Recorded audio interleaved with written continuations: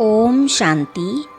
आदि रत्न इस पुस्तक में आज हम पढ़ेंगे अति साधारण पहनावे में भी गुणों की झलक से सफलता।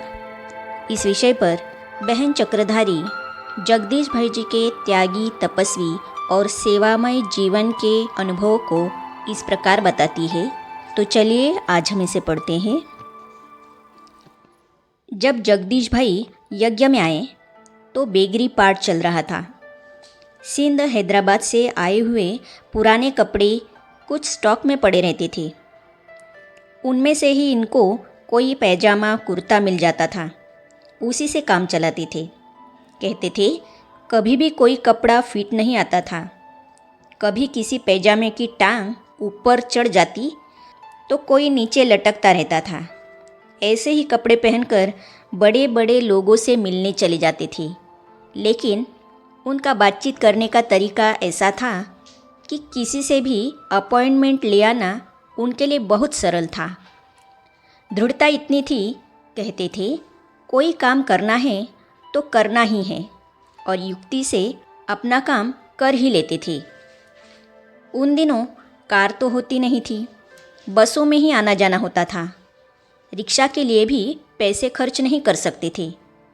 भाई साहब प्रोग्राम देते थे, चलो आज किसी से मिलने जाना है। मिलने का समय निश्चित होता था, पर बस मिलना तो निश्चित नहीं होता था। दादी गुलजार भी साथ होती थी। हम सड़क पर पहुंचते थे। यदि सामने से कोई बस आ रही होती थी तो कहते थे, गुलजार दादी आप जल्दी जल्दी बस के आगे खड़े हो जाओ और हाथ दो। सड़क के बीचों बीच खड़े होकर हम हाथ देते थे। गुलजार दादी साड़ी उठाकर जल्दी जल्दी दौड़ती थी और जगदीश भाई कहते थे कि आप इस तरह बीचों बीच खड़े हो जाओ जो बस आगे निकल ही न पाए। जैसे ही बस खड़ी होती थी, भाई साहब गेट पर खड़े होकर कहते थे, आइए बहन जी। बहनों को चढ़ाकर खुद भी चढ़ जाते थे, क्योंकि टाइम पर पहुंचना होता था। कड़ी परिस्थितियों में युक्ति से मुक्ति। एक बार बनारस में एक कॉन्फ्रेंस थी, उसका निमंत्रण मिला। सारा दिन उसका मटेरियल तैयार किया और प्रेस में छपवाया। उस समय प्रथम और द्वितीय श्रेणी की तो बात थी ही नहीं, तृतीय श्रेणी में ही सफ़र करते थे। ठंडी बहुत थी। अपने साथ एक रज़ाई ले गए थे। उस रज़ाई को लपेटकर ऊपर की बर्थ पर सो गए। दिन भर काम करने के कारण थकान इतनी हो गई थी कि गहरी नींद में करवट ली और नीचे गिर गए। नीचे बैठे लोग चाय पी रहे थे, उन पर गिरे तो उनके कप प्लेट भी टूट गए। भाई साहब ने बताया कि मेरे को चोट तो नहीं आई क्योंकि रज़ाई में लिपटा हुआ था, लेकिन वो लोग चिल्लाने लगे कि हमारी चाय गिरा दी, प्लेटें तोड़ दी। बाबूजी पैसे निकालो। बाबूजी के पास तो पैसा एक भी नहीं। बहनों ने टिकट बनवा कर दे दी थी और 1 रुपया दिया था रिक्शा से आश्रम तक जाने का। पैसे कहाँ से दे? तो शोर मचाया कि मुझे बहुत चोट लगी है। यह सुनकर उन्हें तरस आ गया और बात खत्म हो गई। चोट लगी नहीं थी, पर पैसे थे ही नहीं, तो यह सब कहना पड़ा। ट्रेन से उतरकर एक रिक्शा वाले से पूछताछ की। वह पैसे ज़्यादा मांग रहा था, तो रज़ाई को लपेटकर बगल में दबाया, थैला उठाया और पैदल ही चल पड़ी, ताकि कुछ आगे जाकर रिक्शा ले लेंगे, सस्ता मिलेगा। आगे जाकर जो ही रिक्शा में बैठे, पैजामा घुटनों से फट गया।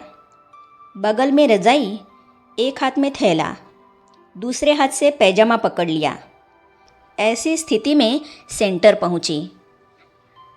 भाई साहब हमेशा सुई धागा साथ में रखते थे, क्योंकि कभी कोई कपड़ा फट जाता था, कभी कोई, तो सफ़र में ही सिलाई कर लेते थे। बहनों के प्रति सदा श्रद्धावान। कई बार बहनें 2 आने देकर भाई साहब को बाहर भेजती थी और पर्चे छपवाने तथा खरीदारी के कार्य करने को कहती थी। भाई साहब किराया बचाने के लक्ष्य से पैदल जाते, पैदल आते। और किसी को ज्ञान सुनाकर, किसी से स्नेहपूर्वक कहकर उन 2 आनों को भी बचा लेते थे। यज्ञ की बड़ी बहनों के पास भले ही दुनियावी ज्ञान नहीं था, पर उन्हें देखकर लगता था कि ये देवियाँ हैं। इसीलिए भाई साहब कोई भी सेवा करने के लिए हरदम तैयार रहते थे। जब प्रोग्राम होते थे तो वे हमेशा मंच सचिव बनते थे, ताकि भाषण में कोई बात छूट जाए तो उसे स्पष्ट कर सके।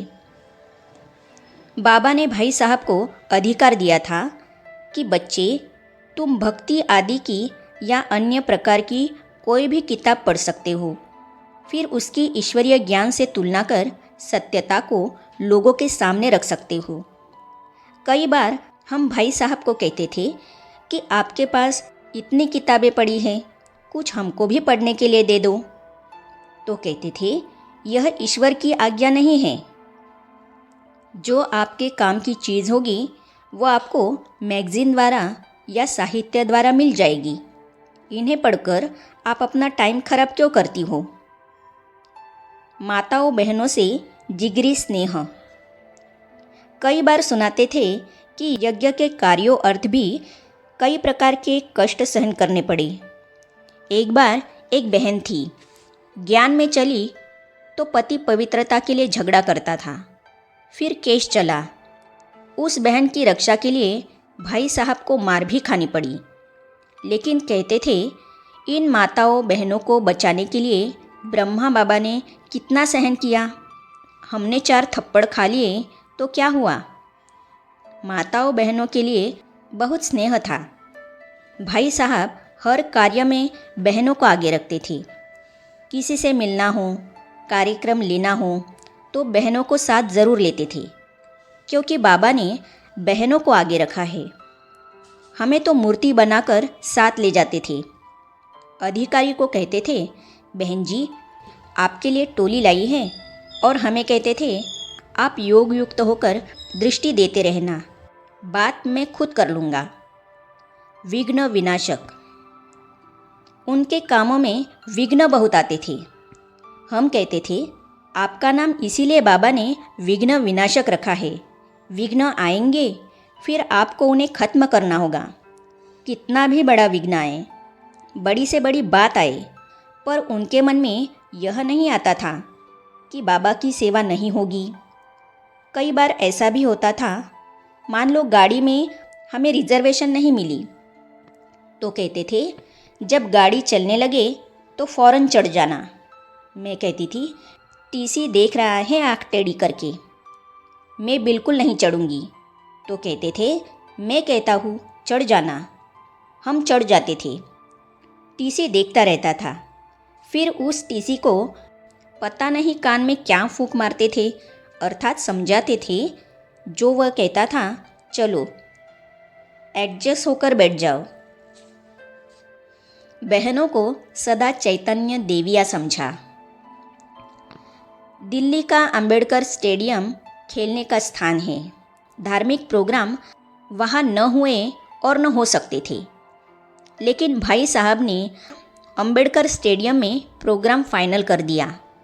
शाम को प्रोग्राम होना है और सुबह कुश्ती के लिए आए हुए पहलवानों ने कह दिया कि हम तुम्हारी लगाई हुई स्टेज को तोड़ देंगे। भाई साहब ने कहा तुम तोड़ो, मैं तुम्हारा सामना करने को तैयार हूँ। फिर उनके साथ दोस्ती भी कर ली। थोड़ी देर में उनके गले में हाथ डालकर चलने लगे। पता नहीं क्या कहते थे कि लोग ठंडे हो जाते थे। मैं पूछती थी भाई साहब आपने उनको कहा क्या, कोई तो बात कही होगी। तो कहते थे मैंने उनको कहा कि देखो जो पहलवान होते हैं वे देवियों के पुजारी होते हैं और यह देवियों का काम है। आपके प्लेग्राउंड में यह कार्यक्रम मैं भी नहीं करना चाहता, क्योंकि मैं भी आपका भाई हूँ। लेकिन अब तो पान का बीड़ा उठा लिया और देवियों का काम जहाँ हो उसे अगर बीच में छोड़ दिया जाए तो विघ्न बहुत आते हैं। तो आपके स्टेडियम में विघ्न बहुत आएंगे। आप पहलवान लोग देवियों के उपासक हो। मैं नहीं चाहता कि आगे चलकर आपको विघ्न आए। आप जहाँ जाओ आपकी जीत होनी चाहिए, नहीं तो आपकी जीत में कमी आ जाएगी। इसीलिए मैं आपको प्यार से बता रहा हूँ। आपके एक बार कहने से ही मैं स्टेज को उठा देता, पर मैं मजबूर हूँ आपके कारण, बहनों के कारण नहीं। इन बहनों को आप नहीं पहचानते, मैं पहचानता हूँ। ये देवियाँ है और देवियों के काम में विघ्न नहीं आने चाहिए। इसीलिए आप मुझे सहयोग दो। जो और लोग आकर खड़े हुए हैं उन्हें भी कहो कि शांति का सहयोग दे। जो हो रहा है होने दो। इस प्रकार उन लोगों को अपने में मिला लेते थे। अगर कुछ लोग फिर भी विरोधी रह जाते थे तो उनकी तरफ से कहते थे, हमारे अपने ही घर में फूट हो तो हम क्या करें। इस प्रकार सेवा हो जाती थी। आगे अपने अनुभवों में बहन चक्रधारी कहती है, विघ्नों के पूर्व आभास से विघ्न जीत। तो इन अनुभवों को हम पढ़ेंगे अगली कड़ी में। तो ये जानने और पढ़ने के लिए इस चैनल को सब्सक्राइब करने के साथ ही साइड में जो बेल आइकॉन है उसे भी क्लिक कीजिए, ताकि आने वाली सभी वीडियो और अब तक की सारी वीडियो आप तक पहुंचती रहेगी। ओम शांति।